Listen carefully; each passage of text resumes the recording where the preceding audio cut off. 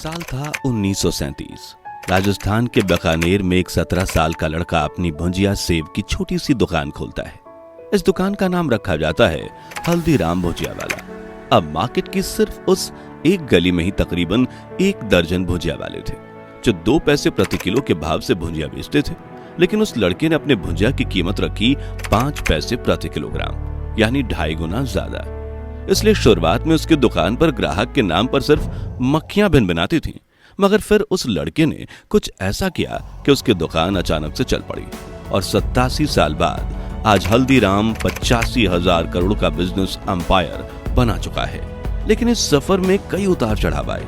1984 के दंगों में दिल्ली में उनकी पूरी फैक्ट्री जलकर राख हो गई और विरासत को लेकर भाइयों में लड़ाई भी हुई। वो भी घर में नहीं बल्कि 15 साल तक कोर्ट में।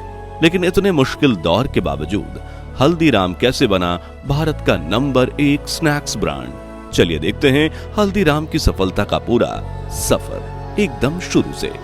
दोस्तों, एक छोटी सी भुजिया की दुकान से मल्टीनेशनल कंपनी बनने तक इस सफर की शुरुआत होती है सन 1930 से, जब तनसुख दास नाम के एक हलवाई की राजस्थान के बीकानेर में एक छोटी सी दुकान थी जहां वो भुजिया बेचकर अपने परिवार की जरूरतें पूरी करते थे। उस वक्त बीकानेर में भुजिया सेव काफी लोकप्रिय हुआ करती थी और हर गली के चौराहे पर मिल जाया करती थी। वहीं कुछ राजस्थानी लोग त्योहारों में अपने घर पर भी भुजिया बनाया करते थे, इसलिए मार्केट में डिमांड ज्यादा भुजिया उपलब्ध होता था और ऐसे में इसकी कीमत काफी कम यानी सिर्फ 2 पैसे प्रति किलोग्राम हुआ करती थी और तनसुख दास भी कम कीमत में ही अपनी भुजिया सेव भेजते थे। हालांकि उनके बेटे गंगा बिशन अग्रवाल की सोच अलग थी। वो मार्केट में सबसे अलग प्रोडक्ट बनाना चाहते थे ताकि वो अपनी भुजिया को बाकी हलवाइयों से काफी ज्यादा कीमत पर बेच सके। साथ ही उस गंगा बिशन को घर वाले प्यार से हल्दीराम कहते थे और महज 12 साल की उम्र में हल्दीराम अपनी पढ़ाई के साथ काम में पिता का हाथ बढ़ाते थे और मौका मिलते ही भुजिया में अलग अलग सामग्री मिलाकर उसे और ज्यादा टेस्टी बनाने की कोशिश करते थे। इस बीच एक दिन हल्दीराम अपनी चाची के घर गए। चाची भुजिया बना रही थी, तभी वो रसोई में उनके पास बैठकर बातें करने लगे और उनका ध्यान जाता है एक स्पेशल इंग्रेडिएंट पर। दरअसल उनकी चाची भुजिया में बेसन की जगह मोठ की दाल का इस्तेमाल कर रही थी और जब भुजिया बनने के बाद हल्दीराम ने उसे चखा तो उसके होश उड़ गए, क्योंकि वो भुजिया काफी ज्यादा कुरकुरा और स्वादिष्ट बना था और हल्दीराम ने ऐसा भुजिया आज तक कभी नहीं खाया था।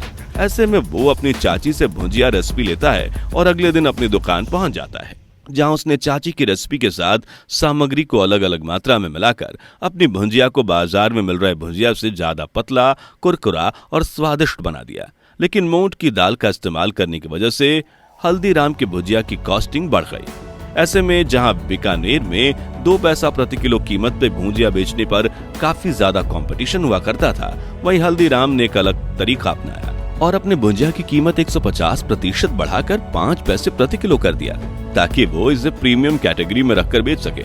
और 1937 में हल्दीराम ने अपने पिता और दादा की फैमिली शॉप से अलग होकर बीकानेर में ही हल्दीराम भुजिया वाला नाम की अपनी पहली दुकान की शुरुआत की। हालांकि शुरुआत के कुछ महीने ये दुकान घाटे में थी, लेकिन हल्दीराम की भुजिया इतनी क्रिस्पी और टेस्टी थी कि जो ग्राहक एक बार उनकी भुजिया चखता वो 5 पैसे प्रति किलो की कीमत पर भी खुशी खुशी ले ही लेता। इस तरह हल्दीराम का नाम बीकानेर की गलियों में गूंजने लगा।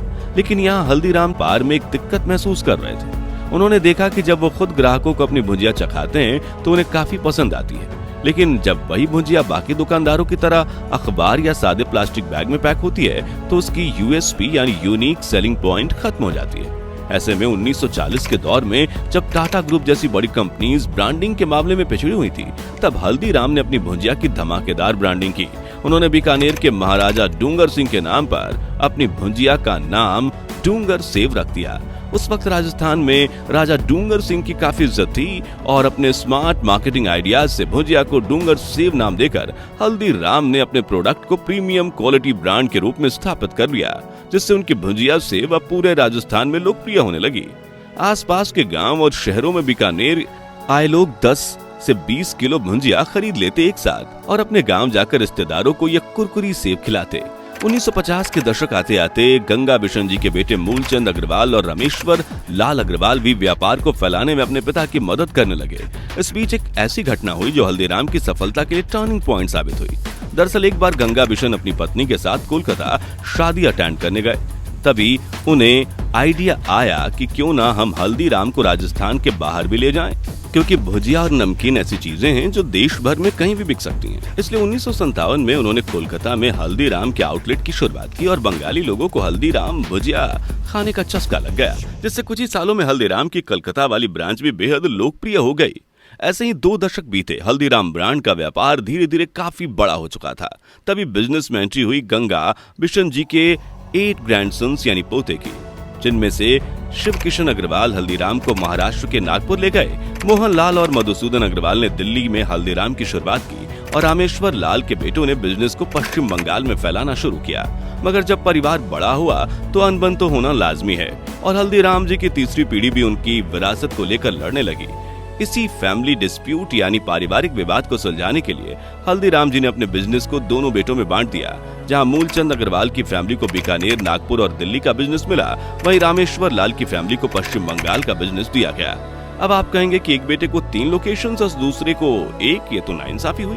तो इसका जवाब है बिल्कुल नहीं, बल्कि ये बंटवारा बिल्कुल 50-50% जैसा था, क्योंकि उस वक्त वेस्ट बंगाल में हल्दीराम का बिजनेस काफी अच्छा ग्रो कर रहा था और कोई प्रतिस्पर्धा न होने की वजह से उनके प्रॉफिट मार्जिन भी काफी बेहतरीन थे। जबकि दूसरी तरफ बीकानेर में लोकल प्रतिस्पर्धा अब भी अस्तित्व में थी। नागपुर के लोगों को भुजिया में काफी कम दिलचस्पी थी और दिल्ली के मार्केट में भुजिया एक आम प्रोडक्ट था, क्योंकि बीकानेर से कई लोकल भुजिया मेकर्स दशकों पहले दिल्ली आ चुके थे।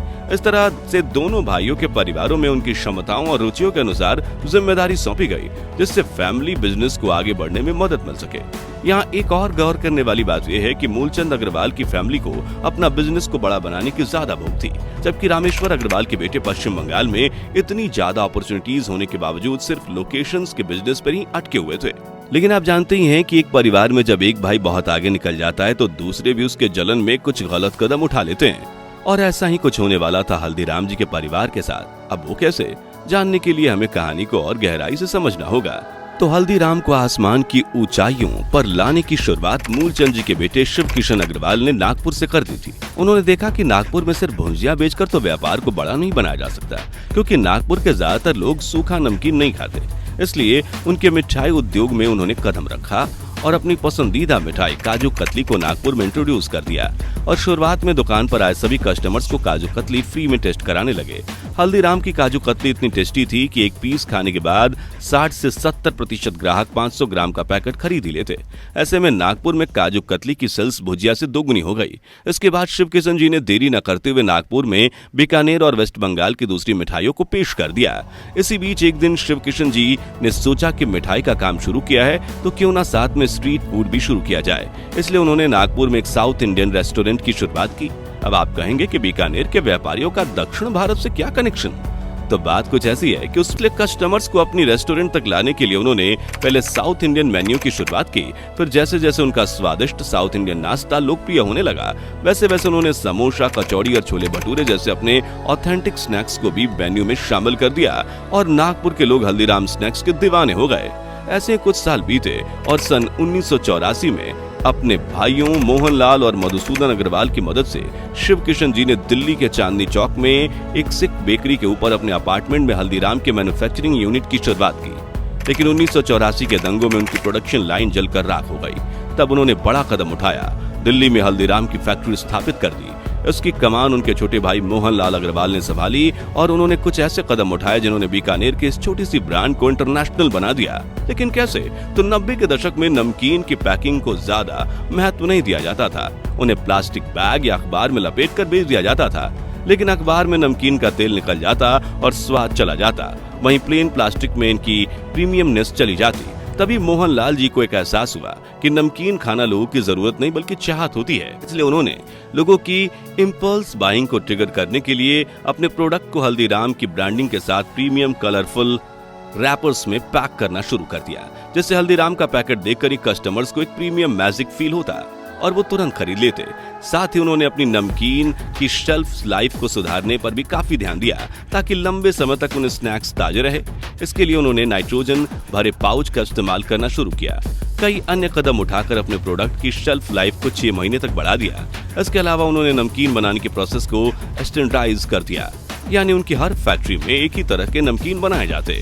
इसलिए पूरे भारत में आप कहीं भी हल्दीराम की नमकीन खरीदो, हर जगह स्वाद बिल्कुल एक जैसा आएगा। कुल मिलाकर अब हल्दीराम स्नैक्स न सिर्फ अपनी दुकान बल्कि देश दुनिया में FMCG सप्लाई लाइन यानी मॉल से लेकर छोटी दुकानों तक डिस्ट्रीब्यूट होने लगी थी। ऐसे में मनोहर लाल जी ने अगला कदम लिया, जिसमें उन्होंने सबसे पहले देश भर में हल्दीराम की शाखाएं खोलना शुरू की और फिर इतना मजबूत डिस्ट्रीब्यूशन नेटवर्क बनाया कि हल्दीराम नमकीन बड़े बड़े सुपरमार्केट से लेकर छोटी छोटी दुकानों तक भी पहुंच गया। यानी हल्दीराम नमकीन आप और हम जैसे ग्राहकों से सिर्फ कुछ कदम दूरी पर मौजूद था, जिसने न सिर्फ ब्रांड की लोकप्रियता बढ़ाई बल्कि बिक्री के आसमान की ऊंचाइयों को छुआ दिया। ऐसे में हल्दीराम ने अगला कदम उठाते हुए अपने नमकीन की एक्सपोर्ट करना भी शुरू किया और आज हल्दीराम दुनिया भर में 100 से भी अधिक देशों में उपलब्ध है। चलिए अब इस सफर के आखिरी पड़ाव की बात करते हैं, जिसमें हल्दीराम को लेकर भाइयों में ही झगड़ा हो गया। इतना बड़ा झगड़ा तो ये बात कोर्ट में पहुंची तो 90 के दशक की शुरुआत में मूलचंद अग्रवाल की फैमिली के बढ़ते बिजनेस को देखकर पश्चिम बंगाल से रामेश्वर लाल के परिवार ने 1991 में दिल्ली में भी अपना प्रोडक्ट हल्दीराम के नाम से मार्केट में उतार दिया। लेकिन उन्हें इसकी अनुमति नहीं थी, जिससे मार्केट में 2 तरह के हल्दीराम बिकने लगे, जिससे ग्राहक काफी कंफ्यूज हो रहे थे, जिसके चलते अग्रवाल भाइयों के बीच दरार आ गई और मामला कोर्ट में पहुंचा, जहां 15 साल की लड़ाई के बाद साल 2013 में दिल्ली के हल्दीराम यानी मनोहर लाल अग्रवाल को ही हल्दीराम भुजिया वालों का सोल ऑनर घोषित किया गया। इस तरह साल 1937 में एक छोटी सी दुकान से शुरू हुआ भुजिया का बिजनेस आज दुनिया के 100 देशों में फैल चुका है। हल्दीराम का मार्केट कैपिटलाइजेशन 85,000 करोड़ के पार है और सिर्फ साल 2023 में हल्दीराम ने 9,215 करोड़ का व्यापार किया और कंपनी हर साल कामयाबी की शिखर चढ़ रही है। तो आज के लिए बस इतना ही।